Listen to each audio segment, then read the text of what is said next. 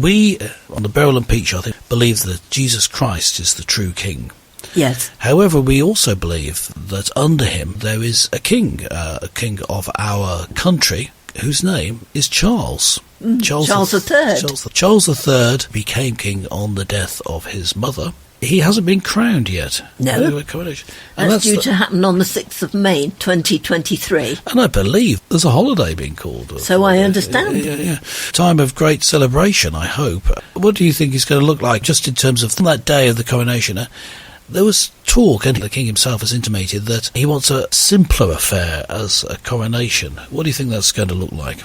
I don't know. I shall be watching with interest, but I can sympathise with that desire because King Charles himself is 74 years old, and being a few years older, I know what it's like when you get to that age. Well, you think he doesn't want to be standing around for too long, which he would be. At the coronation of Queen Elizabeth, his mother, it was a very long affair, wasn't it? The coronation. There'd be a lot of standing around.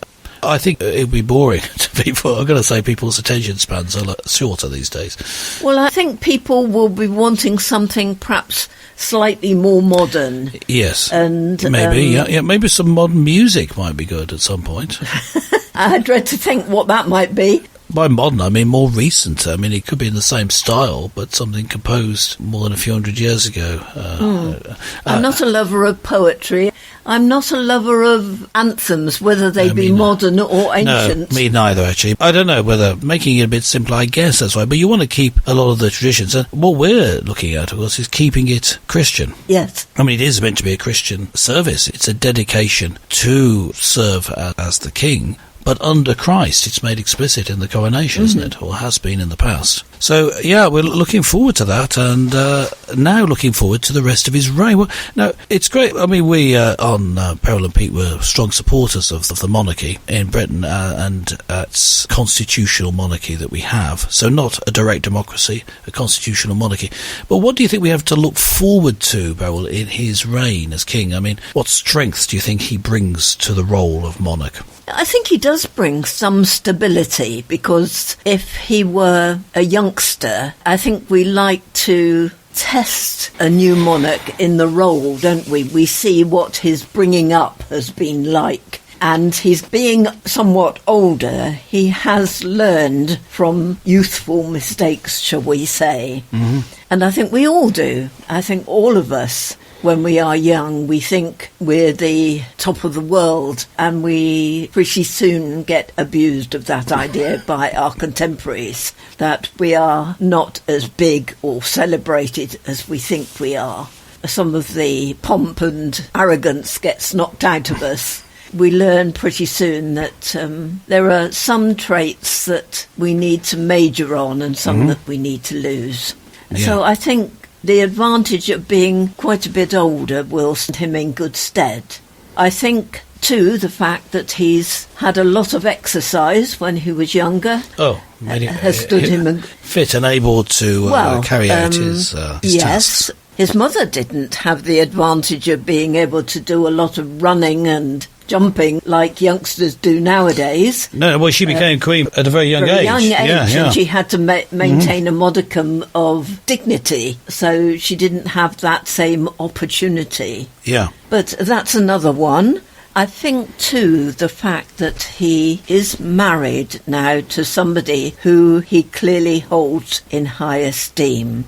Yeah. I think that is very valuable. Obviously, yes, it's a really tragic misstep, I think, for him to marry Diana at all, because he didn't have the necessary feelings for her to marry her, really. No. This was a mistake. And I think if he'd had the opportunity to marry Camilla at an earlier point in his life, that would have been a good thing. But I think the reasons why Camilla was not regarded as suitable were very valid ones. Right. I don't think they were biased at all. I know that he was in a relationship with her, really, while they were both married to other people. But his relationship started before she got married, did it? That's right. But Charles was in the Royal Navy. He wanted to serve. He wanted to show that he was capable of leadership. Yeah. And so he wanted to serve a goodly term in the Royal Navy. Yes. So that, therefore, changed things for him. Mm-hmm. Yeah. He wouldn't have given up the Royal Navy for the sake of marriage. Right. And marriage, it was thought, would be better if he left it till later. Yes, but he ended up marrying someone who was younger than him. Well, Camilla also married somebody else. But that's water under the bridge, that's happened. Yes, of course. And he's now with Camilla, and she does seem to be a good consort, I suppose, is her role, isn't it? An assistant. Yes. If you ever see depictions of them together, they're clearly talking together. They clearly have an equal relationship. Yeah. One is not better than the other. That's good, or more relational. No, I think that's good, because I think you do want someone as king who can be a bit of a role model. And if he's got a good, healthy relationship with his wife, then that's good. I've always believed in the royal family as being a role model. Yeah. For other families, and unfortunately, because of the way the monarchy has... They've not been much of a role model, that's what you're saying. But unfortunately, that's the problem. The monarchy takes from the family the ability to be a family because of the demands that it makes. Yes, people who are outside of Britain may not quite get the position of the royal family in the country and in the church, because when we say that the king is the head of the Church of England, we don't mean he makes new doctrine or has the ability to do that. His position is as Supreme Governor. So it's sort of like a one-person oversight committee. He's expected to sort out problems. That's meaning a governor, like a judge in the court sense. So he's Supreme Governor in that sense, but not the Supreme Head, because that is Christ. That's very specifically given. So we don't have a pope like they do in the Roman Catholic Church. None of the clergy are the head of the Church of England.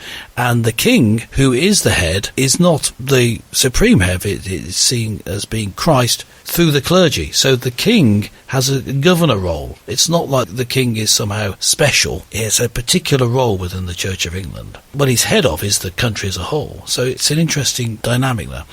He's also head of his family, though. Oh, true, yes. Yeah. So he now has a wife, and he also has children. Yeah. So what happens, say, for example, if Camilla were to have cancer or something like that, and she were to die?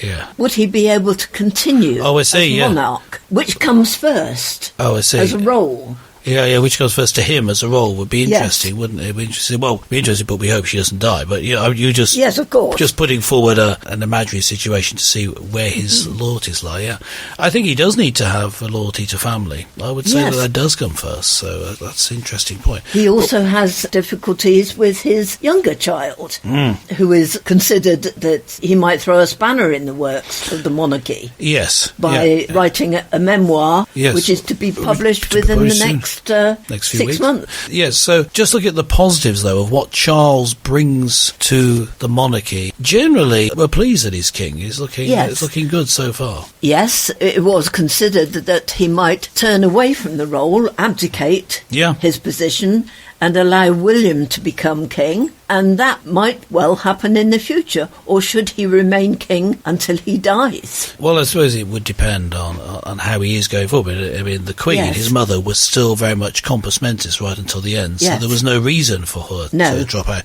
It's not the physical side so much, although that obviously affects it, but it's the mental side. If he wasn't able to think straight, rather, or if he had some form of dementia, you would have to say, well, it's time to step aside. And that would still be his decision, though. But even if he's king until the same age as his mother, if he's 74, she was 96.